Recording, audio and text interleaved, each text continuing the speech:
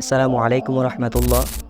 নিজেকে যেভাবে দুশ্চিন্তামুক্ত রাখবেন, প্রথমে এক গ্লাস পানি নিন, এরপর পানির মধ্যে কিছু কাদামাটি ছেড়ে দিন, এরপর লাড়তে থাকুন। কি দেখলেন? গোলা হয়ে যাচ্ছে পানি, তাই তো?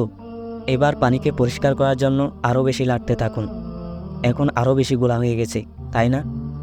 এখন কিছুই না করে গ্লাসটিকে একটি জায়গার মধ্যে রেখে দিন। দেখবেন কাদামাটিগুলো নিচে চলে যাবে এবং পানিগুলো উপরে পরিষ্কার হয়ে যাচ্ছে। এমনটাই হবে, আপনি চাইলে করে দেখতে পারেন। তো আপনি ভাবতেছেন পানি গুলা আর পরিষ্কারে আমার কি? আসলে আপনার দুশ্চিন্তা হচ্ছে ওই গুলা পানি, অর্থাৎ গুলা মাটিগুলা। আপনি যতই গাঁটবেন, যতই দুশ্চিন্তা এগুলা নিয়ে পড়ে থাকবেন, দেখবেন আরও বেশি বেড়ে যাবে দুশ্চিন্তা। যাই হোক না কেন, আল্লাহর উপর ছেড়ে দিন। নামাজ পড়ুন, আল্লাহর কাছে চান, দেখবেন ইনশাল্লাহ আল্লাহ সুবহানাহু ওয়া তাআলা সব কিছুই ঠিক করে দিবেন।